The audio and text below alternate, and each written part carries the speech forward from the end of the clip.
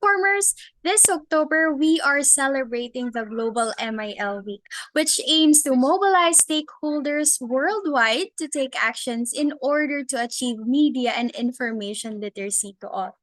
At bilang pakikiisa ng Inform sa selebrasyong ito, we are giving you the special contents to discuss the state of disinformation in the Philippines.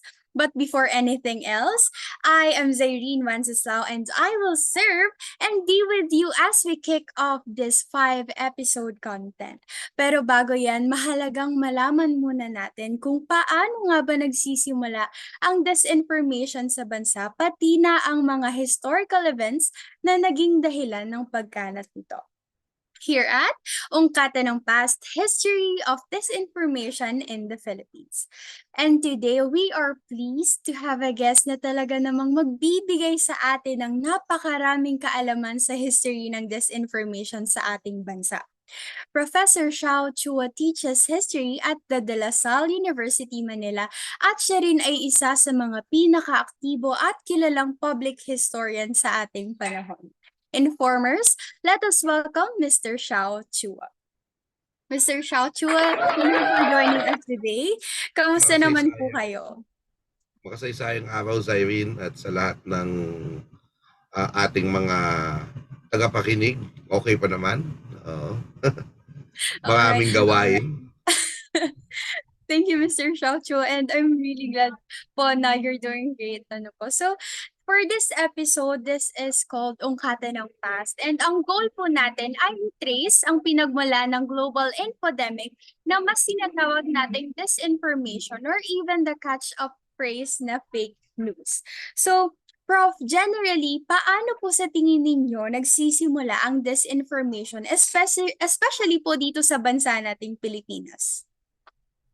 Well, una sa lahat, Zairine, yung disinformation, parang sa ngayon, pag pinag-usapan natin, para siyang bagong problema na parang ang hirap na hindi na malulutas.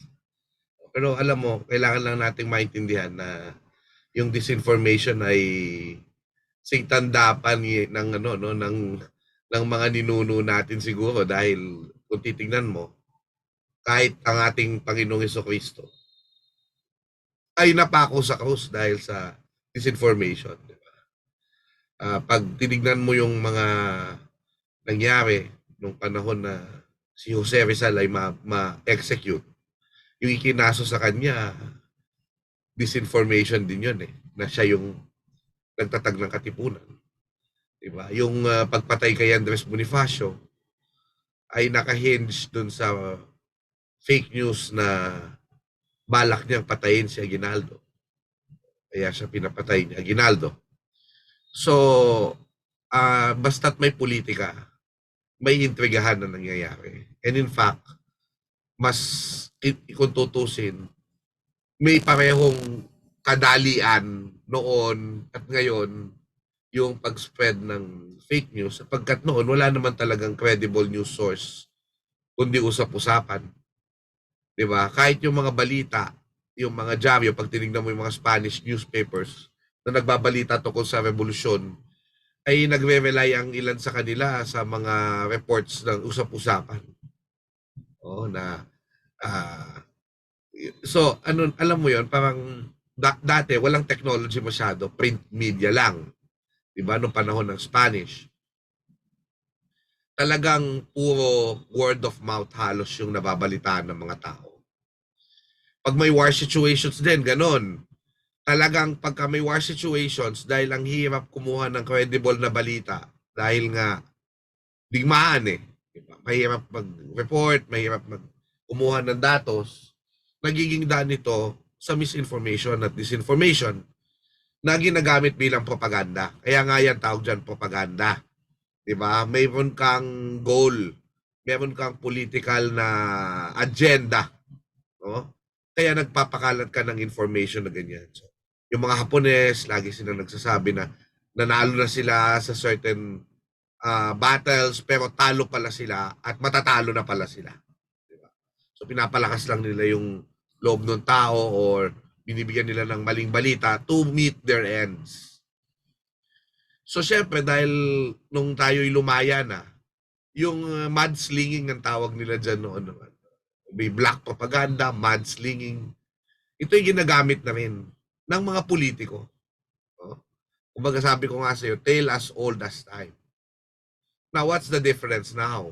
No? Ngayon, yung easy manner na kumakalat ito ay dahil yung pagkuha ng balita ng tao ay direkta mula sa cellphone. Dati mediated ito. Kung word of mouth yan, kailangan pagchismisan muna. Diba? Kapag noong unang panahon may dyaryo ka, kailangan ma-print muna. Nung panahon na radyo, kailangan ma-radyo muna. Nung panahon ng TV, kailangan ma-television muna. Pero itong cellphone na ito, na mas kasama nyo pa kaysa sa mga asawa nyo, at kaysa sa mga boyfriend at girlfriend nyo, no? Dito mismo nanggagaling. Itong constant na kasama nyo, dito mismo nanggagaling yung balita, whether false or not. So, mas madali. Now, of course, some people would say, epekto kasi yan ng demokratisasyon. Sinisipa yung demokratisasyon, ano? Demokratisasyon ng mga boses. Dahil lahat ay may plataforma. Dahil kahit mahirap, kahit mayaman, kahit makapangyarihan, kahit hindi, ay pwedeng maglabas ng saloobin sa social media. O pwedeng magpakalat ng impormasyon sa pamamagitan ng social media. Pero ganun nga ba yun? Diba? Nalaman natin sa mga nagdaang taon na ang mga disinformasyon na nangyayari ay hindi talaga naman nanggagaling sa mga may hirap o sa mga taong bayan. Bagamat pwedeng sundan nila ito. Ito talaga yung nanggagaling doon sa kakayahan ng mga mayayaman, makapangyarihan, political na puwersa na magbayad either ng tao para o ng kumpanya na IT para sila yung magpapakalat ng mga maling balita or magbabayad sila ng algorithms ng boosting. So, PR job pa din. Ibig sabihin, sa totoo lang, akala natin na 'di ba yung sinasabi nila na nanalo na ang mga hindi elite doon sa mga elite na dating may hawak ng kapangyarihan sa impormasyon tulad ng media, tulad ng akademya. Pero sa totoo lang, pinaglalaruan pa rin tayo ng mga makapangyarihan. At ang makapangyarihan na may pera, na may kakayahan na magpa-boost at kumuha ng social media in. So, yan ang makikita natin na dyan, no? At syempre, dala yan ng kapitalismo din yan eh.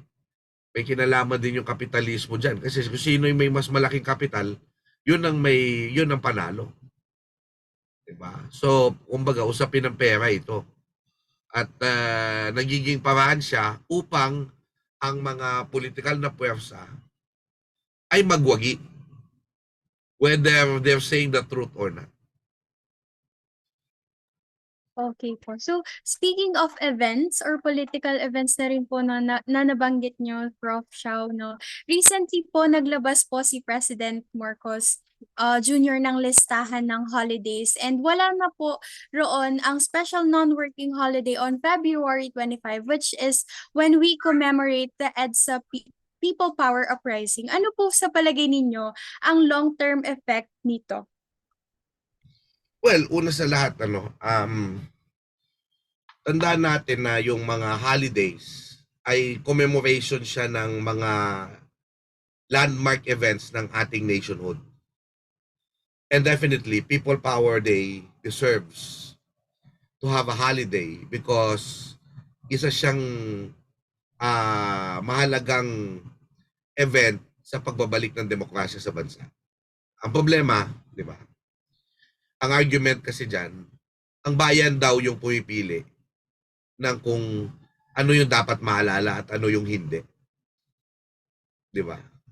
So, sabi nila dahil binoto naman si Ferdinand Marcos Jr. ng 31,000 people. Sorry, 31 million people. Ibig sabihin nun, that kahit anong gawin niya, that also is approved by 31 million people. And therefore, kung gusto niya tanggalin ang People Power Anniversary, yun ang pinili ng bayan. Alam mo, nakakalungkot mang isipin, pero a lot of people had moved on talaga naman from this issue ng Marcos, no, and all. Kasi maganda nga yung pag nag-move on na kasi nagiging history na siya. Hindi na siya pinagtatalunan. It's already facts. Diba? Na nagpatalsik tayo ng dictatorship. Diba? To the power of the people. Ang problema, syempre, na-contested agad ulit yan dahil may mga anak ng mga dating presidente na tumatakbo in the past few years. Diba? President Noynoy, diba? Si Bongbong, lahat sila, ginagamit nila yung memorya ng nakaraan. Nagamit. No? Of course, gagamitin nila yan kasi part sila nung. So, dahil sa pagkagamit na yan, and then isabay mo pa yung frustrations natin sa demokrasya kung paano itong ginagamit ng makapangyarihang elit para sa kanilang sariling interest. At hindi talaga para bigyan ng ginhawa at kapangyarihan ng bayan o power to the people. Ang marami sa atin. Although, I must clarify, madami rin naman nagbago. Maraming nagbago, maraming magagandang bagay tayong natin dahil sa democratization after people power. Pero parang ang sinasabi ng iba niyan, para sa ibang tao, wala nang saysay yung people power. Dahil pumalpak yung demokratisasyon daw, taong bayan na mismo yung nagsabi na wala na kami pakialam sa people power sa paghalal kay Bongbong Marcos. So some would even say na may karapatan siyang gawin ito. Pero, ganun nga ba yun? Diba? Parang, ako naman, syempre, totoo rin naman yun na ginamit yung people power narrative for politics by people. Kasi, punot dulo naman, politika naman talaga yan. Politika in the sense na pag sinabi mong people power narrative, you're pro-democracy, pro-human rights, pro-civil rights. Diba? At anong masama sa mga bagay na yun? Diba? Kung yun ang aspiration natin noon, nung pinatalsik natin ang diktadura. So for me, people power represents more than just a political slogan. The people power holiday represents our continuous aspiration for a more democratic society, for a better country, for good governance, and for kabutihang loob that leads to kaginhawaan and kalayaan, and the true kapangyarihan ng bayan, where the will of the people is the king. Ngayon, ano ang mensahe ang sinasabi natin pag tinanggal natin yung holiday na yan? Whether the people like it or not. Una, parang sinasabi natin na ano ba yung kalaban ng people power? Dictatorship, tyranny, centralization, one-man rule. Nasa-centralize lang sa isang tao ang kapangyarihan ng buong pamahalaan. Is definitely will not be very good for our country. So for me, doon ko na lang tinitingnan. Again, tulad ng sinabi, karapatan silang gawin ito, pero kung ito ba ay tama o nagpapahiwatig ng tamang mensahe para sa bayan, parang hindi. And siyempre, ang main goal dyan, kung sakaling totoo nga na sinasadya nila na matanggal talaga yung People Power Anniversary, ay malinis yung naratibo. No? Ng mga simpleng paraan na paglilinis ng naratibo para makalimutan yung nangyari nung nakaraan. So, para maibaon na sa limot. Now, alam mo, ang ano ko na lang sana dyan, sana hindi na lang pinakialaman. Kasi, kung hindi naman pinakialaman yan, wala na nagagalit. I-commemorate siya, ng mga gustong i-commemorate ito, hindi ayos. Pero ngayon, parang lalo pang nabibigyan ng dahilan para lalo siyang i-celebrate. 'Di ba? Kasi nga parang gusto siyang isikilin. Oh well, I think it was a miscalculation on the part of the administration because medyo napapansin ko naman yung effort nila not to be too antagonistic to the opposition.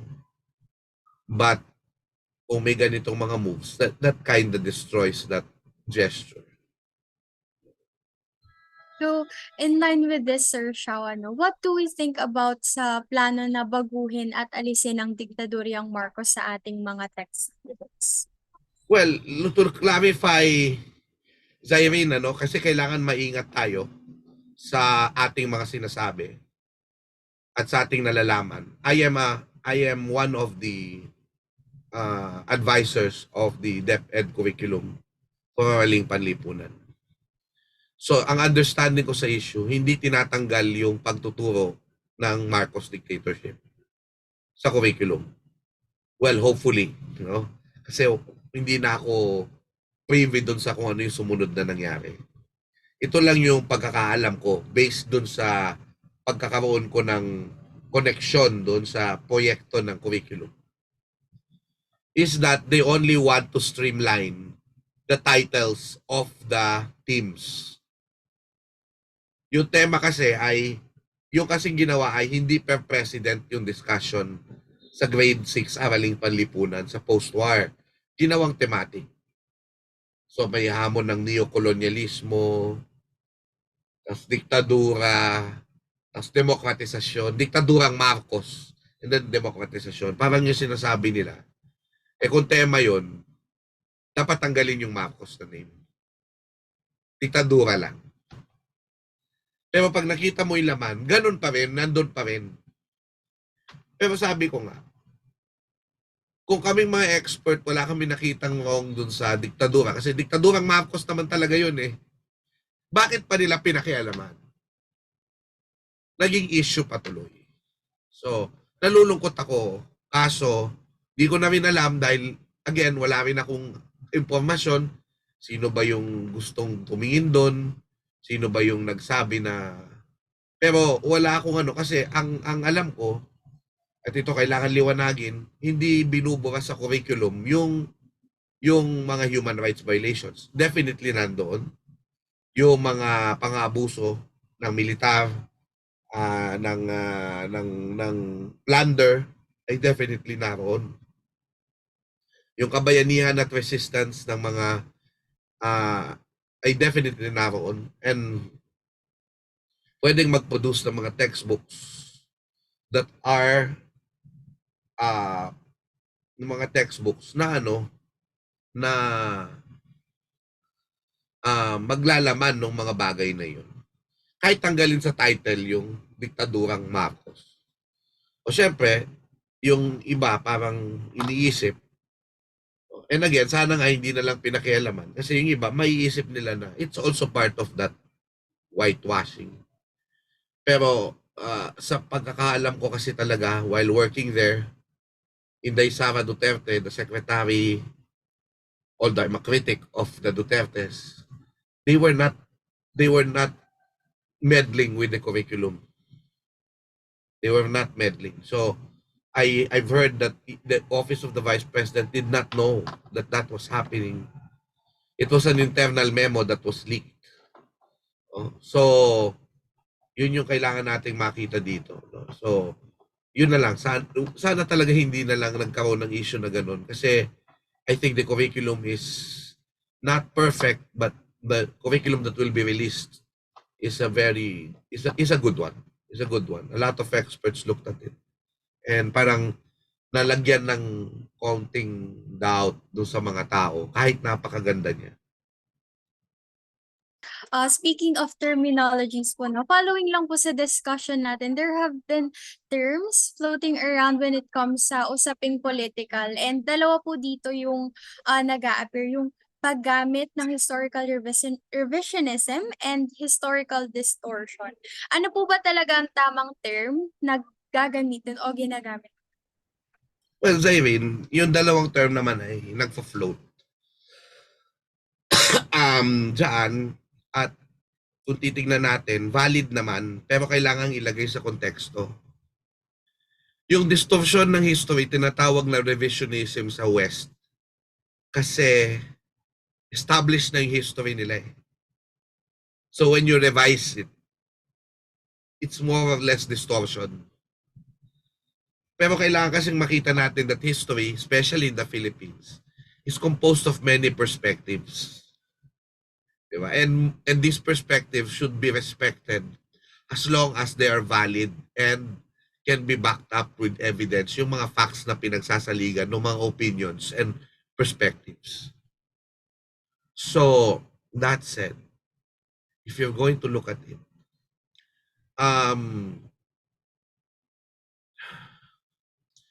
pag tinignan natin yung term na historical revision, kasi every now and then, yung kasaysayan kasi natin, marami pa tayong hindi natutuklasan na makamakita natin sa mga documents na hindi pa natin nababasa at mahahanap pa lang natin at babasahin pa lang natin. So, pwedeng mag-iba yung mga alam natin ngayon tungkol sa kasaysayan. Kaya pag sinabi mong historical revision, hindi siya necessarily masama. Kung ang pinapalitan mo ay isang maling impormasyon na itinama mo dahil may bago kang evidence. Kaya parang ang dating kasi pag tinawag mong historical revision, parang masama agad. So hindi. Ako marami na kaming pinalitan, ni-revise ng mga kasaysayan na hindi na dapat pinag-aaralan dahil mali. Oh. Kaya ang sinasabi ng ilan, including myself, kailangan historical distortion na lang itawag natin rather than historical revisionism or revision. Dahil pwedeng maging valid yung revision kung ito'y batay sa evidence. Pero distortion, pag sinabi mong historical distortion, hindi pa yan yung pag sinabi mo kasi disinformation, misinformation, medyo loaded na yung term politically. So distortion na lang kasi yung distortion, mas straightforward. Binabaluktot mo ang impormasyon. Binabaluktot mo ang kasaysayan. At hindi tama yun. Sir, follow-up question. Babalik po tayo sa disinformation. How do you think we can hold the perpetrators accountable for disinformation, sir? Well, una sa lahat, yung mga legal experts natin tsaka yung mga may kakayahan, baka naman pwedeng gamitin nila yung mga cybercrime laws natin. Diba? For cyber libel or whatever. Kasi kailangan gamitin natin yung mga batas natin. Isang paraan din is yung ginagawa ni na Maria Ressa na they're telling the tech companies to be responsible and to weed out the disinformation. Kasi meron din silang responsibility paano tayo umabot sa ganito. No? Zyrene. Pero isang kailangan din nating makita dito ay kung hindi naman natin, wala tayong kapangyarihan, kakayahan, gamitin ng batas, ay bagamat talong-talo tayo sa algorithm, ay patuloy tayong lumaban sa kabot ng ating makakaya, sa ating mga paaralan, sa ating mga kaibigan, kausap, para tumulong na wag na lang yung sumagot ituro yung kung paano maging critical. Imuki ng mga tao na wag lang tanggapin ang kanilang nakababasa at nakikita. Kundi masuriin pa saan ito nanggagaling. Na kayang-kayang gawin ng mga tao dahil may Google na ngayon. Diba? At paano kung ano yung ginugel nila, paano nila titignan yun na malalaman nila, ito ba ay credible, ito ba ay tama, ito ba ay panlilin lang. So, mahabang proseso yon pero pwedeng ipakita yun sa mga simpleng paraan na hinahanap po saan ba nanggaling ang mga impormasyon. Yun yung evidence. So anong source mo? Kung tinatanong mo na yan, doon mo malala, credible ba? That's actually thinking like a historian. So, magagamit yung skills na yun sa ganyan mga bagay. All right, thank you, Mr. Xiao Chu. Last question lang po. What do you think about the artificial intelligence na nagte-trending po all over the social media and pinag-uusapan po ngayon? Alam mo, yung AI, medyo naintindihan ko na siya ng kaunti eh. Parang yung mga information sa internet ay nakokolekta niya at naisusulat niya sa bagong paraan. Diba? In a way, next step ito doon sa kung paanong lumitaw noon ng Google. Kasi ni-imagine ko yung mga traditional historians na nagsasabi na hindi na kayo, mawawalan na kayo ng kakayahang mag-research. Kasi hindi na kayo pupunta sa library dahil meron nang nag-iipon ng data para sa inyo. Turns out, hindi pa rin. Kahit may Google tayo, may mga bagay na wala pa rin sa internet at kailangan mong hanapin sa mga libraries at kailangan mong hanapin. So, hindi pa rin napalitan yung tao, yung historian, kahit may Google na. At yung AI, ganun din. Ang AI ay nakadepende sa kung ano yung pinasok na impormasyon o data ng mga tao. So, ibig sabihin hindi niya ibubuga ang isang bagay na hindi pa nai-input. So, in a way, paano niyang papalitan yung tao? 'Di ba? Maganda na makita yung AI na isang tool to help people do their research, do their, alam mo yun, na para mapadali yung kanilang ginagawa. Without, of course, hopefully, kailangan may self-responsibility din yung mga tao na hindi basta-basta kokopyahin. Ifa-fact check mo pa din. I-rewrite mo pa din yung nasa AI. Nagpatulong ka lang sa AI, parang Google search lang yan. Pero, how do you hone your skills? Will depend on how you use AI to help you, but not to be dependent on it. So yeah, we have to be open-minded about AI. Sabi naman ng AI creator mismo, di ba, dangerous siya. Pero again, it's here. So, kailangan maging critical tayo about it, pero also open-minded. And kailangan tingnan natin, paano naman natin ma-detect. Kasi ako parang, kung ako yung nagbabasa ng papers, parang ang dali pa lang i-detect ng AI. Kasi usually napaka-general ng sinasabi sa mga tanong ko.